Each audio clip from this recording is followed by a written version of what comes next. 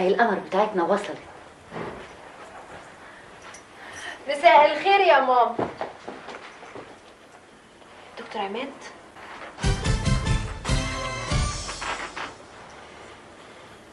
ايه المفاجأة الحلوة دي؟ اعرفك، زقزوقي بيه. دكتور عماد صديق العيلة. زقزوقي بيه رجل اعمال.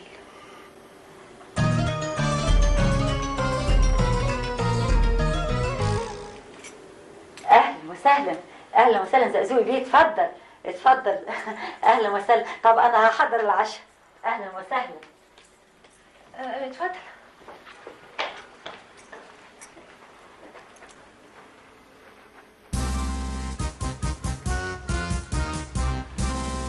اتفضلوا واقفين ليه؟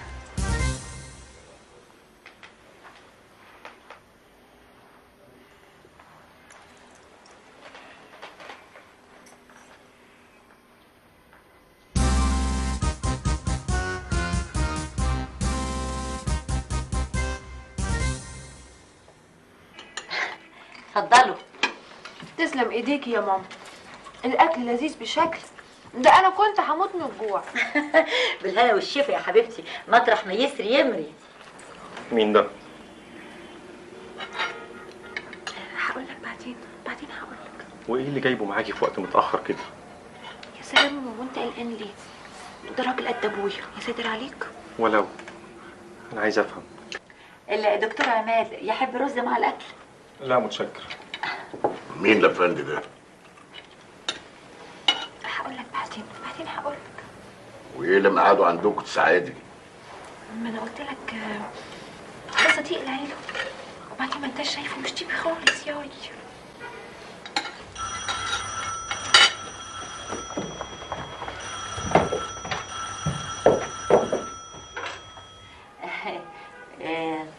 زقزوقي بيه، ما الاكل مش عاجبك ولا ايه؟ لا مش عاجبني ازاي؟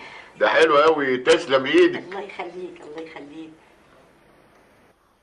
ولاء، ازيك يا ولاء؟ ولاء مين يا ماهي؟ انت ودنك باظت ولا ايه؟ انا وائل. ها هتيجي ولا لا؟ عندي ضيوف هنا، اول ما ينزلوا هنزلك على طول. هحكي لك ايه، دول 2 بعيد عنك، واحد طويل ورفيع، التاني قصير وتخين. لا ناس تقال قوي. انا يخشى عليك، ده انا الطفله الخجوله البريئه. بتكلمي مين يا ماهي؟ ولا صاحبتي يا ماما. ملهاش غير ولاء، صاحبة العمر، بيموتوا ببعض. طيب يا ولاء، مع السلامه. باي يا حبيبتي.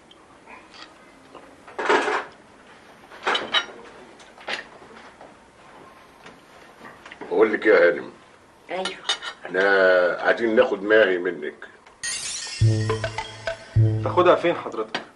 عندي في الشركه بالمرتب اللي هي تحدده. مش لما تخلص تعليمها؟ ما هي لسه بتدرس في الجامعه يا طنط. ايوه يا دكتور عماد، يمكن الشغل يلحلحها شويه. يعني ايه بنت لسه بتدرس في الجامعه وتشتغل؟ هتشتغل ايه يعني؟ ولا مؤاخذه يعني. ايوه. البي يبقى مين؟ الدكتور عماد صديق العيله. صديق العيله؟ ويعني صديق العيله ومتحكم في العيله ويبيع ويشتري فيها؟ لا من فضلك لاحظ الفاظك وفكر في اللي بتقوله. ما هي لسه بتدرس في الجامعه ولازم تركز في مذاكرتها. وايه اللي هيمنع مذاكرتها؟ ما هتبقى عندي في الشركه وتذاكر برضه. والمحاضرات، مش في حاجه في الجامعه اسمها محاضرات؟ هتحضر المحاضرات والسكاشن ازاي؟ سكاشن يعني ايه؟ واضح انك ما دخلتش جامعه وما عندكش فكره من اساسه. انا ما دخلتش جامعه صحيح. يعني ايه؟ هو لما يخش الجامعه هيروح النار؟ طب انا متخرج من جامعه الدنيا، عندي دكتوراه في امور الحياه. العلم في الراس مش في الكراس. ممكن افهم واحده زي ماهي دي هتشتغل عندك ايه؟ هتعمل عندك ايه؟ هترد على التليفون، فلان اتصل، فلان ما اتصلش، فلان راح، فلان جه، فلان حصل. ايه ده؟ تليفونيست يعني؟ بس قعدتها عندي في الشركه تشرف، حاجه عليها القيمه. والله واجهه يعني واجهه تتمنظر بيها قدام الناس. بقول لك ايه، متعلق لها احسن صوره في مدخل الشركه. والله ما ارجع في كلامك. ماشي، انا هعمل لها صوره اعلان كده، صوره 40 في 60 واعلقها على الباب. الله، هي ما هي قليله؟ دي حاجه تشرف يا راجل، وهديها المرتب اللي هي عايزاه، $1000 في الشهر، ما تتحصلش عليهم انت. ايه الكلام الفارغ ده؟ دي مهزله. دكتور عماد من فضلك تهدى شويه، زقزوقي بيه شاريها، وبعدين عايز البنت تعتمد على نفسها. يا فندم اللي بيشتري النهارده بيبيع بكره، وماهي على عيني وعلى راسي، وانا اعرف قيمتها اكتر بكتير من الاخ. واللي يدفع في ماهي $1000 في الشهر يبقى مش عايزها علشان خاطر ترد على التليفون وبس. الله، جرايه يا دكتور، انت كده بتهني. يا ماهي انا خايف عليكي. خايف عليها؟ ويعني شغلها في الاعلانات ومياصاتها قدام الخلق عاجبك قوي؟ اعلانات؟ اعلانات ايه دي كمان؟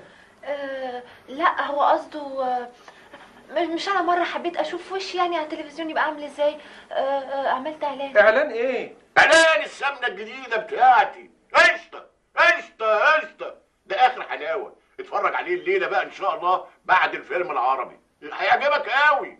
قول لنا بقى حته من الاعلان، حته من الاعلان قشطه يا ماهي، خصوصا الحته الاخرانيه. قشطه قشطه يا ماهي، انت اللي بتنامي من الساعه 8 وبتنكسفي من خيالك. وبعدين بقى انا كده اتخنقت. اتخنقتي؟ انا اللي اسف، لاني فكرت في واحده زيك. السلام عليكم. ما خد الباب وراك. عكنن علينا والله، يا عكنن عليك. وعدم المؤاخذه دكتور ايه؟ دكتور سنان. اخلعيه، ده عامل زي درس العقل، مساوس يغور. ياض انت عبيط، في حد ينام في الجنينه كده ويموت من البرد؟ طب تعالى نام عندنا في البيت، يمكن ربنا يفتكرك وابويا يسترزق. ابويا ما استحملنيش يا عصام. تخيل عاوز يحاسبني على كل مليم صرفوا عليا من ساعه ما عينيا شافت الدنيا.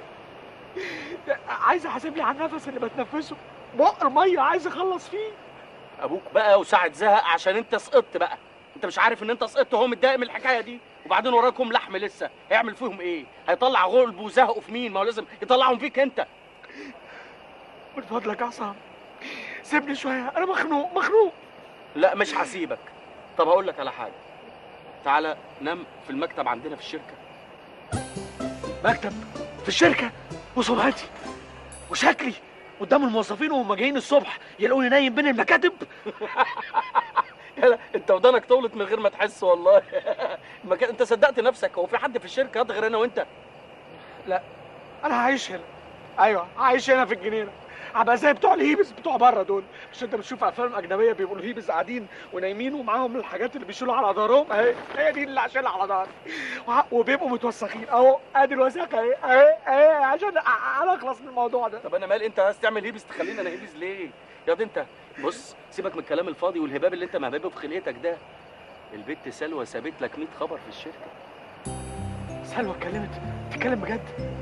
طبعا، هي ندمانه على البقين الحمضانين اللي قالتهم لك وعايزه تصالحك وتروقك. بنت دي اصيله فيها الخير، ما جاتش من ابويا. يا ابني اسمع كلامي وقوم كلمها، وصدقني بكره لما القرش يجري في ايديك وتركب الكابورليه هتلاقي كل الناس معاك مش عليك، وهتلاقي البنات واقفه تشاور لك ويتحايلوا عليك. ده انت هتبقى نجم شباك، ده هتبقى نجم بلكونه مش شباك. صدقني قوم، واللي ابوك صرفوا عليك هترده له 10 مرات. لا من فضلك يا عصام اخويا سيبني، انا مكتئب. بقى انا اقول لك قوم عشان خاطري تقول لي لا؟ مش هقدر اقوم، ولا اقول لك عشان خاطرك بس. اتفضل. يلا. بقول لك ايه، معكش اي فلوس لغايه بكره الظهر؟ نعم. فلوس يعني مفيش حاجه لغايه بكره الظهر يعني. خليك هنا.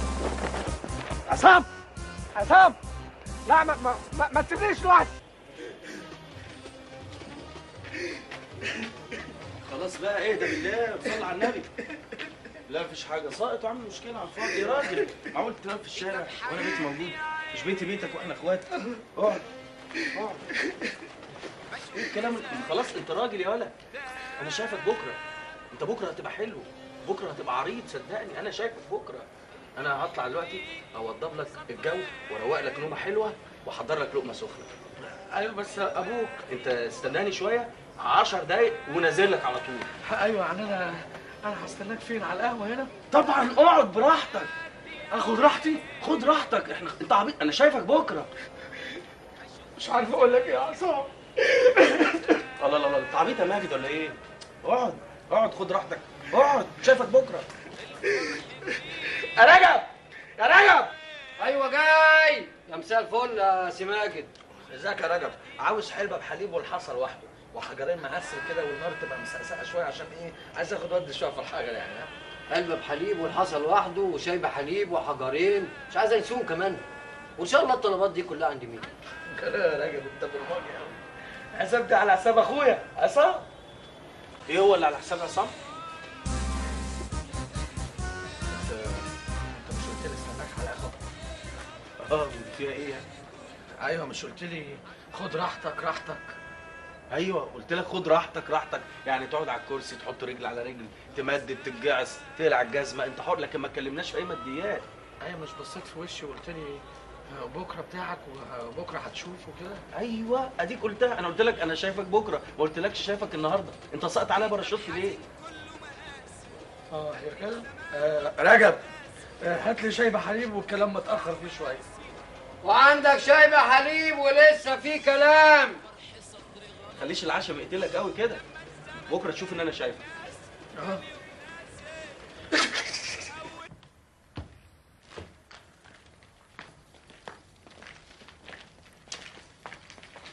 قشطه يا ناس، قشطه يا عالم بالجامد.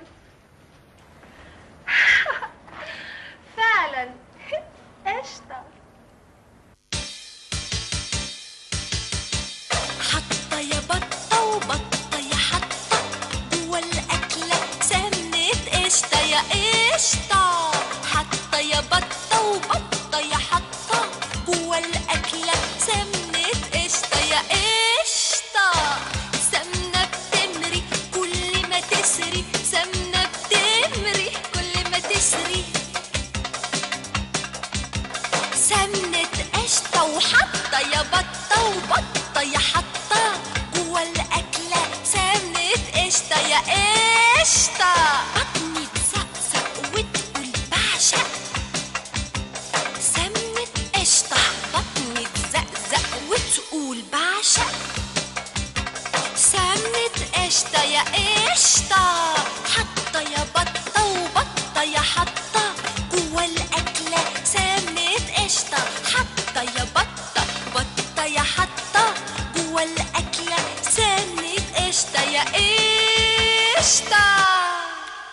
هو احنا في الجنة قشطة مش أي سمنة.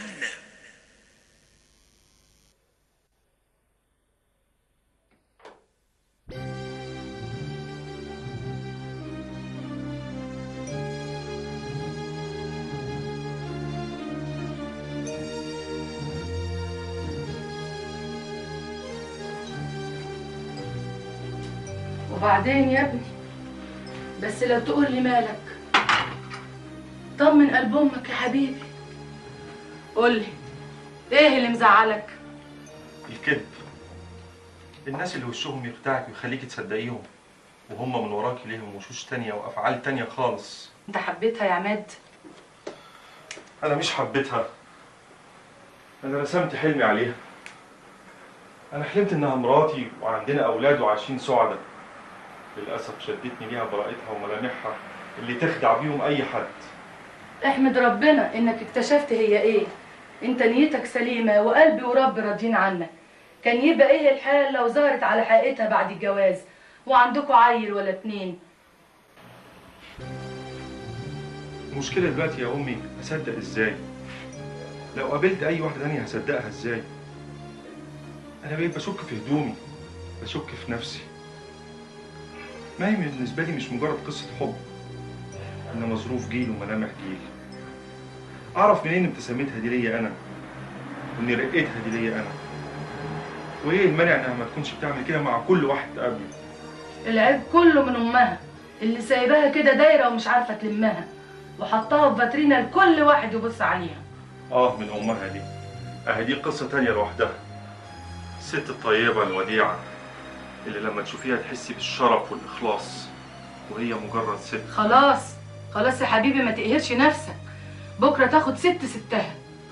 لا خلاص، انا مش عاوز اتجوز خلاص. لا يا حبيبي، لا عاشت ولا كانت اللي اتعقدك من الجواز. نانسي بنت خالتك موجوده وزي الفل. نانسي بنت خالتي؟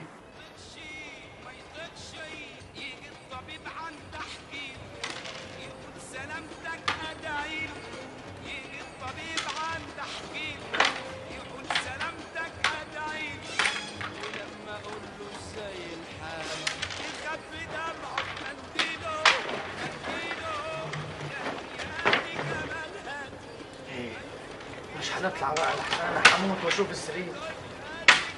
عشان تبقى فاهم، انا عمري في حياتي ما قبلت ان حد يشاركني في السرير بتاعي، لكن النهارده بالذات انا موافق ان انت تنام جنبي. حلو بقى، يلا بينا. فين؟ نطلع عندكم عشان ننام. وانا ابويا لطفي طردني انا كمان. مش انا بقول لك انا موافق ان انت تنام جنبي في اي سرير في اي لوكاندا.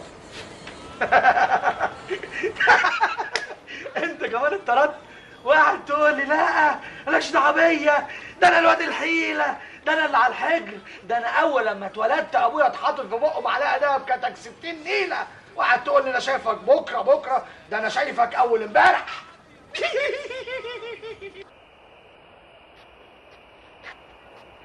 اول بقى ما نجيب الكمبيوتر ونعمل اعلان في الجرايد يا سائل اخواتك،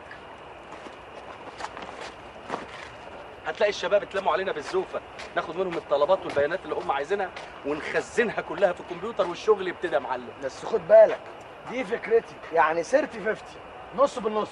حتى العربي بليد فيه، مش بقول لك عبيط اخواتك؟ تعال ريح شويه. تفتكر يالا ماجد نعمل فيزيتا بكام؟ يعني نخلص الجوازه بكام؟ احنا ناخد من البيت 100 جنيه. طب والواد؟ البنت زي الولد. لا انت هتتمطع وتعمل لي فيها سعاد حسني ولا؟ خلاص مش وقته بقى. ايه رايك ندي الواد 100 جنيه اهو غلابه زي حالتنا. ده وائل ماجد، عصام، ازيكم؟ الحمد لله. كنتوا فين؟ احنا كنا في اوتيل كبير قوي هنا، دايما متعودين فترة الظهيرة، مش ظهيرة، فترة المساء يعني، نقعد فيه. اسمه شوفنكرس كيروستا. اوتيل ده فيه ديسكو روش قوي، 5 ستار. ايه ده؟ عدي يا عم انزل، عايزين نتكلم معاك. انزل عشان نتكلم معاك، مفيش حاجة. سوري. لا مفيش حاجة. سوري. اتفضل. امسك ليك، امسك يا وائل يا حبيبي. حبيبي وائل. طبعا. حبيبي وائل. سوري. انتوا رايحين فين؟ انت رايح فين؟ رايح ديسكو ماما ميا. ماما ميا ده جميل قوي. ماما ميا عصام، ايه القرف ده؟ فرغاي، امال يا هاني لو سمحت افتح الباب. عينيا.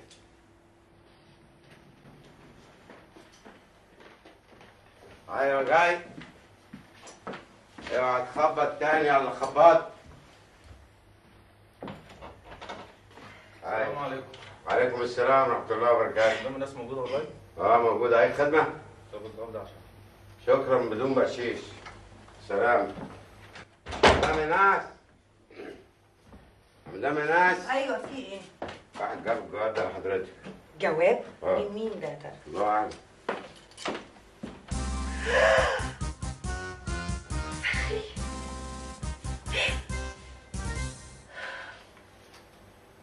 السيدة الفاضلة حرم الدكتور فخري. السيدة إيناس، هذا هو زوجك الذي يخونك. مع تحيات مخلص. كده يا فخري.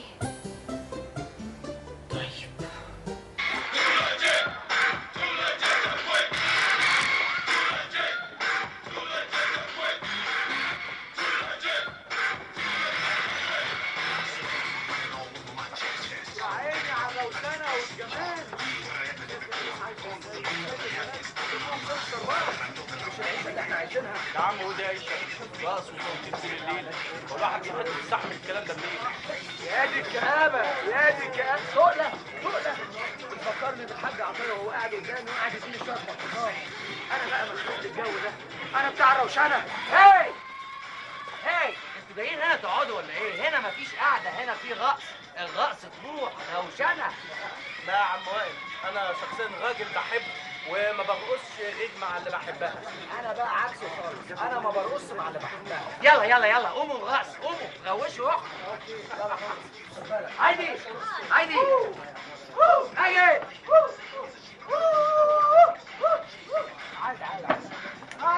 ماجد حبيبي روشين موفي عصام روش شادي. اسمك هايدي مش كده؟ يعني زي ما هو بيقول. كويس قوي. وانت عامله ايه؟ وفي البيت عارفين؟ ايه الاخبار؟ بقول لك ايه؟ انت متجوزه؟ لسه؟ طب سيب الموضوع ده عندك.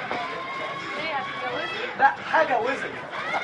اشتغل خطة؟ لا ما هو مش بالظبط كده يعني. ما حضرتك بتشتغل. بقول لك ايه، انا بشتغل كمبيوتر. خد الكارت بتاعي، اكيد هتستخدميني في يوم من الايام. هايدي تقول لها ايه؟ ابدا انا بعمل بزنس مان اند وومن. لا بصي يا هايدي.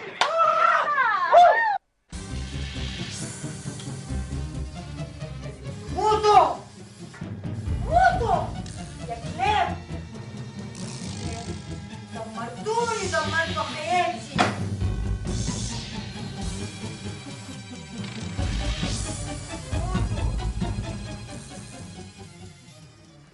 حتى فساتين التي أهملتها. ست ناس هانم. ايوه في ايه يا فرغلي؟ أنا شامم ريحة مش فاهم إيه الريحة دي. خلاص يا فرغلي، انا وضبت لك الاتوليه، قتلت كل الحشرات. إيه ده؟ والدكتور عرف؟ عنده خبر بالحاجات دي؟ لما يجي هيعرف. يا سلام، دي أعظم لحظة في حياتي. أخيرا الجمعيات العلمية العالمية حست بيا. أخيرا هيتقال إنه العالم المصري لما تتيح له الفرص والإمكانيات الكافية ممكن يحقق معجزات. أنا شايف نفسي وأنا ماسك في إيدي اليمين الصرصور وفي إيدي الشمال الخنفساء، وبواجه العالم باكتشافي المجنون العبقري. سيداتي سادتي، لأول مرة في العالم البلانتي أورينتس تزوج من البنكداتاس. يا سلام.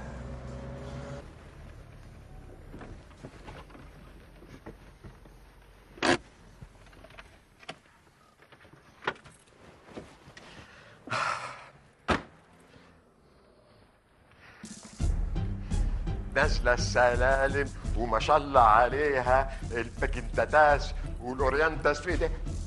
فرغلي هلو دكتور فرغلي، يا نابغة عصرك واوانك، تعالى. مجيئك في بيتي المتواضع ده كان وش سعد.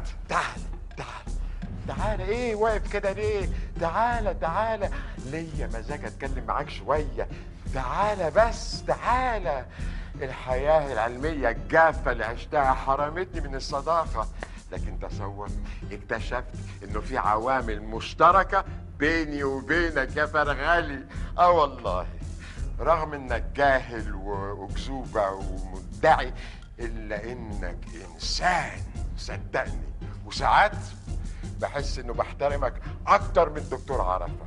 عارف ليه؟ لانك جاهل متعمد، واثق بجهلك، واثق في جهلك. تعالى عاوز اتكلم معاك. تعالى اتفضل يا دكتور. لا يمكن. اتفضل. بالك يا فرغاني، البيكيتاتاس والاورينتاس دي فكره غير وارده، ولكن ايناس يا انوستي، ايه ده؟ البيت رص كده ليه؟ ايه ده؟ ايه الريحه دي؟ في حد رش مبيد حشري في بيتي. الباكيتاتاس الاورينتاس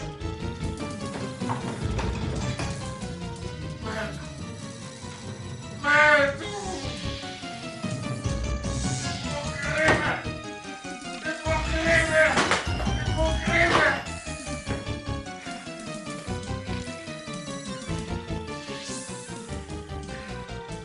عيني عليك يا دكتور فخري، عيني عليك.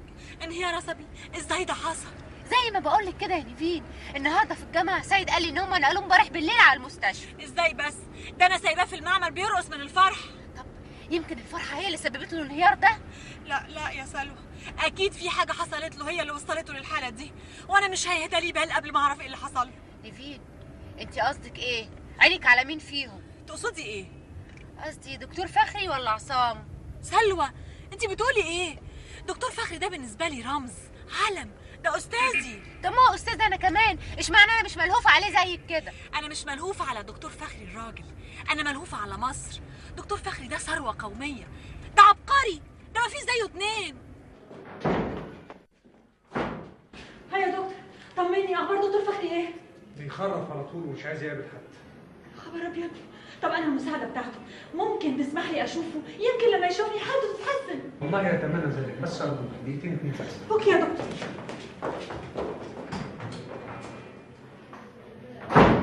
دكتور فخري فوق، اصحى، انا نيفين، الف سلام عليك. نيفين خلاص ما عادش في دكتور فخري في الوجود، خلاص بيكيتاتاس وبلاندوريانتاس مش هيتجوزوا. الخنفسة وصرصور الدو قضي عليهم الأبد. ما تقولش كده يا دكتور، قطعت يا قلبي. افتكر لهم كل حاجه كويسه، لو عايز خنافس وصراصير اجيب لك قدهم 200 مره، انا بيتي عندي مليان. فهموني يا جماعه ايه اللي حصل، فهمني يا دكتور. بعد ما اتفقت مع مركز الأبحاث العلمية بروما للسفر، حجزت 4 تذاكر، واحدة ليا، واحدة ليكي، و2 واحدة لبيكيتاتاس والتانية لبلاندوريانتس، عشان يسافروا في الجو المناسب في أحواض مصممة على حسب البيئة المطلوبة. شيء جميل. لا، شيء غير جميل. أنا لما رجعت في البيت بالليل وقلبي بيرقص بالسعادة، شفتيني يا نبيل، أنت شفتيني. طبعا يا دكتور شفتك، أنا حتى ضغطي وردي من الفرحة من ساعة ما سمعت الخبر. قابلت صديقي فرغاني، كان متوتر ومحرج، يبلغني عن الحقيقة والكارثة اللي حصلت. دخلت البيت وإذا بيا أجد أمامي، مش عايز أفتكر المنظر. قول يا دكتور، إيه اللي حصل؟ طمني. بيكيتاتاس مقلوبة على ظهرها، فاقدة النفس والحياة. أما بلاندوريانتس عبارة عن أشلاء مبعثرة بطريقة عشوائية في الحوض. دي كارثة علمية يا دكتور. والله يا ستي حاولت امنع الكارثه اللي انا مش فاهم منها ولا كلمه دي، لكن للاسف الفاس وقعت على المحتاس في الراس. دكتور، هل تعتقد وجود يد أثيمة وراء الجريمة الشنعاء دي؟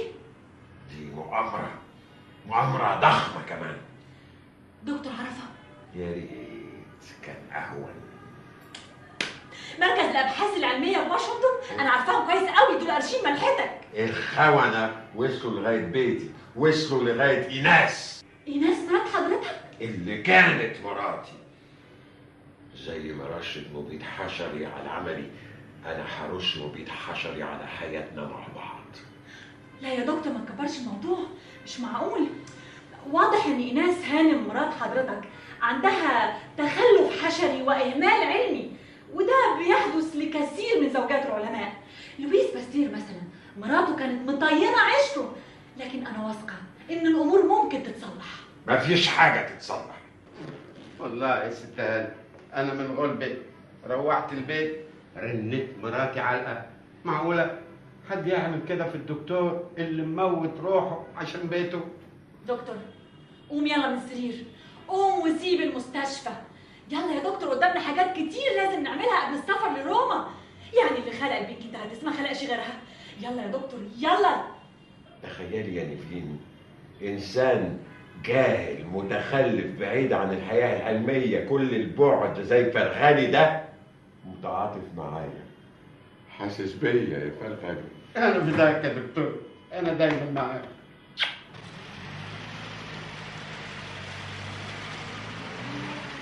شكرا يا اسطى. شكرا يا اسطى. مين هندسه؟ يلا يا ابن الحاجات بتاع الكمبيوتر. يلا خلي بالك من شكرا يا الكمبيوتر. اسطى. اتكل على الله انت يا باشا. شكرا يا هندسه. ايه ده اللهم صل على النبي. الف مبروك يا اساتذه. ايه هتشتغلوا في التلفزيونات اليومين دول؟ تلفزيونات ايه يا جاهل؟ ده كمبيوتر. ايه مالك في ايه؟ ده كمبيوتر خاص بالجواز. تعرف تقرا ولا استقرا لك انا؟ عزيز الشاب، عزيز الشابه دي ليك انت. نحن نوفر لك ولك العريس المناسب وعلى العروسه المناسبه على سنه الله ورسوله بكمبيوتر. ايه يا اخوانا، هو حصل لكم حاجه فيه؟ بتعملوا ايه كده؟ بقول لك احنا مش فاضيين لك. عاوز تحجز ميعاد اوكي، مش عاوز تحجز امشي وسيبنا دلوقتي. جواز بالبتاع ده ازاي يعني؟ بس شوف لو حدد له اي ميعاد يا ماجد انا داخل اشوف الكمبيوتر. الصلاة على النبي، الصلاة على النبي يا باشا. كمبيوتر. انت عاوز ميعاد؟ لا بكره مش فاضي. بكره بعد بكره؟ لا بعد بكره مش فاضي. طب عشان خاطري بعد بكره. تقصد يوم الخميس؟ لا مش فاضيين. بقول لك ايه، تعالى السبت، ولا السبت ممكن الكمبيوتر يبوظ بنصلحه. بيبوظ؟ لا خدوني من دلوقتي احسن. تعال خدوني. بالراحه انا عاوزك تهدى. الكمبيوتر ده بقى باختصار فيه معلومات كتيرة قوي، 2000 بنت و2000 ولد، فيهم كل المعلومات، طلباتهم، صفاتهم، حياتهم، يعني باختصار يعني الطلبات النص التاني اللي انت تتمنى ان انت تعيش معاه، اللي هو النص الحلو او النص الوحش. خلينا بقى في النص الحلو.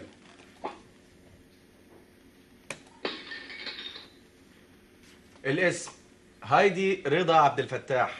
السن 22 سنة. المؤهل ليسانس آداب قسم ملابس شتوية. الطول 170 سنتيمتر مربع. الوزن 60 كيلو متر مكعب. لون الشعر اسود يميل للبني الليلات. لون العين عسلي. مش ممكن يكون لون بصلي؟ لا بلاش البصلي، هتفضل تدمع كتير. شوف لنا لون خاصي. على فكرة يا آدم أنت إنسان محظوظ جدا. البنت دي ملهاش أي تجارب نهائي، ملهاش غير تجربة واحدة خطيرة وفظيعة، بس الحمد لله هي مش فاكراها. على فكرة البنت دي تسكن في الزمالك وأحيانا في الترسانة، لأنها ما تحبش تروح بعيد. يعني أقصى حاجة عندها 85 90 عقبة، عمرها ما حصلت 100 عقبة. ليه؟ ممنوع تتأخر بره البيت. بنت ناس محترمة من عائلة كويسة جدا. أكيد البنت دي بنت ناس. ما كفاية يا عم، ما كفاية يا عم، أنت بتصور حادثة. خلاص الله عمال تك هو في قطر معلوم قدامك عمال تصور فيه. خد دي بس، بص لي فين؟ خد كفاية. الفلاشار ده بيعكس عينيا. كمبيوتر لازم نغذيه بالمعلومات دي. أكيد البنت دي اتربت على زبادي بالفواكه. هي دي. بقول لك ايه، مش بمزاجك، مش شبطه. مش مهم تكون هي عاجباك، لازم كمان هي تعجب بيك. طب وانا اعرف منين؟ يا بني ادم ما هي حاطه برضو الشروط بتاعتها اللي طالباها في العريس اللي هيبقى رفيق رحله العمره الكفاح. تحب تعرف الشروط دي؟ لو لايقه عليك احنا ما نعزهاش عنك. ارزعني بطلباتها. شوف يا سيدي، المواصفات المطلوبه بالعريس: رياضي، يفضل ان يكون لديه عضلات، غني، وسيم، لديه سياره، إياه والسفر والرحلات، ليس له أب أو أم. بقول لك إيه؟ شيل البتاع ده من قدامي، شيل البتاع أحسن يفقعه شلوط أخلوا لك مكنة حلاقة. استنى بس يا آدم اهدى. شوف له حرف 20، يمكن البنت دي تبقى مناسبة له. بلاش حرف 20. ماشي بلاش. أنا عايز أي واحدة ترضى بيا وارضى بيها، تنفعني وانفعها. يا ادم يا حبيبي، احنا علشان نجوزك لازم نجمع كل البيانات الخاصه بيك، نخزنها عندنا هنا في الكمبيوتر. اي عروسه تلمحك ممكن تلفق معاها، وانت تلفق معاك برضه اي عروسه تانية، وربنا يكرمنا ان شاء الله. ماشي، احنا تحت امر الكمبيوتر. انا جاهز للتسجيل. كويس قوي. يبقى تدفع 200 جنيه في الخزنه. 200 جنيه ليه؟ رسوم الكمبيوتر هو كده، ولو لفقت معاك هتدفع باكو وهي تدفع باكوين، ونبقى نقابلكم ببعض. باكو ايه يا عم؟ باكوين ايه؟ انتوا هتجوزينه وتشيلوا له حته ارض؟ لا هو الظاهر الكمبيوتر مش عاوزه، هنعمل ايه؟ خلاص. لا عايزني خلاص، انا حرمت. ده حتى يعني انتوا عاملين مبلغ رمزي. ايه 200 جنيه دول؟ ده الواحد بيروح يشتري بيهم دسه مواد حلاقه. يا راجل خلاص سجلوا لي من الفلوس اللي عندكم. هيبتدي يذلنا بقى ويتكلم في القديم. انت عايز تبتدي حياتك الزوجيه ايه، بالسنكحه؟ نكتب معلومات عنك هنا للعروسه، نقول لها ان انت ساقط علينا زي الباراشوت. يا عم بلا باراشوت بلا مظلات، ادي الفلوس اهي. كان في 200 جنيه عربون واخدهم من واحد. اتفضل اهم. هات بالراحه. هات 200 جنيه اهم. لحظه واحده. حر ونار في جتتكم. تمام مظبوطين. استاذ ماجد، الزباين بره هيكسروا المحل، ناس كتير قوي. طب شكرا انت يا ادم. هاتهم. لا ما تجيبش حد عشان خاطري، ما تجيبش حد. حاضر. عشان خاطري خلصوني انا الاول، انا عندي ماسوره عايزه تتقلوص. اتفضل تعالى اقف هنا. مستر عصام احنا جاهزين، اتفضل. تعالى يا ماجد علشان تكتب البيانات اللي هقولها لك. ايوه. بسم الله الله اكبر. بسم الله الله اكبر. الطول 2 متر في عرض 35. 2 متر في عرض 35. خد عندك الفلانشة 2 بوصة وربع. خليهم 3 بوصه وربع علشان يبقى فيه براح تحت بطاطي كده، او حط سمكه بس ما تكونش مقليه. سمكه ايه الزفاره دي؟ اديني بقى مقاس المشقبيه. المشقبيه ايه المشقبيه دي؟ دي منطقة جنب كوبري بغوص. الله، كوبري بغوص ده انا سامع هناك ان البنات هناك محترمين وزي الفل. الله يخليك الله يخليك. مقاس المشقبية 3 لينيا ونص. طب ما تخليها 4 لينيا علشان لو سكننا في الادوار العليا الميه توصل فوق. يبقى احنا خلصنا الحنطبور والمشقبيه والفلانشه. فاضل بقى ايوه الوزن. اطلع على الميزان ده، اكتب يا ماجد عندك كل اللي بقوله لك. الميزان 82 كيلو متر مربع. 82 كيلو؟ ده انا كده وصلت لبنها. ما تخليها 75 علشان ما بحبش اتغرب يعني. انت طلباتك كتيره قوي. المواصفات المواصفات يا سيدي: كبير الفم، طويل الانف، اصلع. نزل ايدك، احنا عندنا كمبيوتر ما بيكذبش وشركتنا محترمه، لازم يبقى في ثقه في التعامل وفي امانه. حواجبه تشبه كورنيش النيل القديم.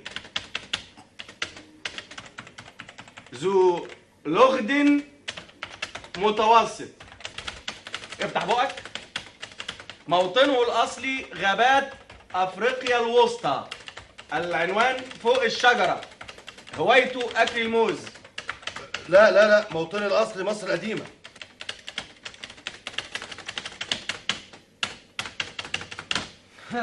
حلو قوي. الوظيفه ايه؟ الوظيفه صنايعي وصاحب شغل. يا بني ادم، يعني الاسم الشغلانه نكتبه ايه؟ سباك. يعني نكتب سباك في الكمبيوتر كده. نكتبها بالانجليزي ازاي؟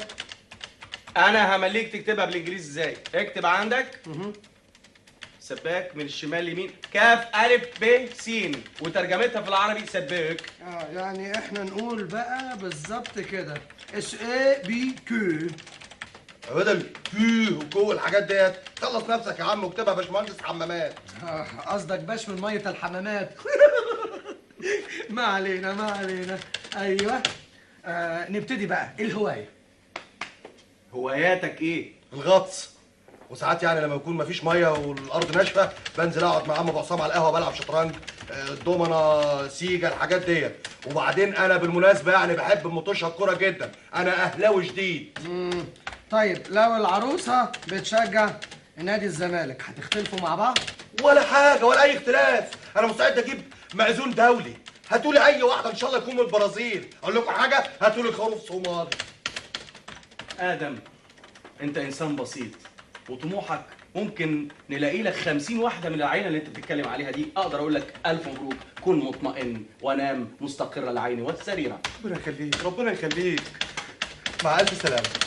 لحظه واحده. كسر ايه من الصبح ده؟